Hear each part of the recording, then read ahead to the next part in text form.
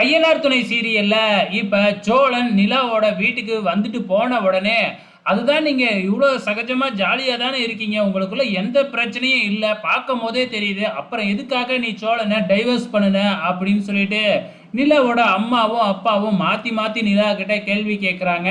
நிலாவால பதில் சொல்லவே முடியல. அதே நேரத்துல இங்க சோழன் வீட்டுக்கு வராப்ல, ரொம்ப சந்தோஷமா இருக்கிறாப்ல.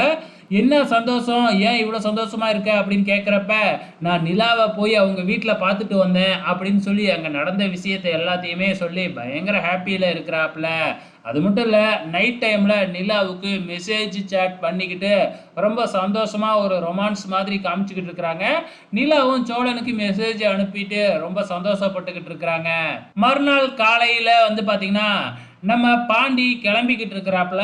எங்க அப்படின்னு பார்த்தீங்கன்னா, வானதி தன்னோட ஃப்ரெண்ட்ஸ மீட் பண்றதுக்காக கூப்பிட்டுருந்தாப்ல இல்லையா? ஸோ அதுக்காக தான் கிளம்பிக்கிட்டு இருக்கிறாப்ல. விஷயத்தையும் வீட்ல சொன்ன உடனே, "இப்படியெல்லாம் போகக்கூடாது. உன்னைய நாங்க ரெடி பண்ணி அனுப்புறோம்." அப்படின்னு சொல்லிட்டு, நம்ம பல்லவனும், சோழனும் சேர்ந்து நம்ம பாண்டிய ரெடி பண்ணிக்கிட்டு இருக்கிறாங்க. நம்ம சேரனுக்கும் இந்த விஷயம் தெரிய வருது. "ரொம்ப சூப்பரா இருக்கடா, அழகா இருக்கடா" அப்படின்னு பாண்டிய பார்த்து சொல்லிக்கிட்டு இருக்கிறாங்க. அது மட்டும் இல்லாம, "நான் மீன் குழம்பு வச்சிருக்கேன். நிலா கிட்ட போய் குடுத்துட்டு வரணும். பல்லவா நீ போயிட்டு வா" அப்படின்னு சொல்ல, நம்ம சோழன் இருந்துகிட்டு, "நானே போறேன், நானே போறேன்" அப்படின்னு சொல்றாப்ல. "இல்ல, இல்ல, நீ போய் சும்மா சும்மா பார்த்தீன்னா, நீ நினைக்கிறது நடக்காது. நீ நிலாவ கொஞ்ச நாள் அவாய்ட் பண்ணு. அப்பனா தான் நிலா உன்னைய பார்க்கணும்னு ஏங்குவா" அப்படின்னு அட்வைஸ் பண்றாங்க. "ஓ! அப்படி வேறையா இருக்கா?" அப்படின்னு சோழன் போகல.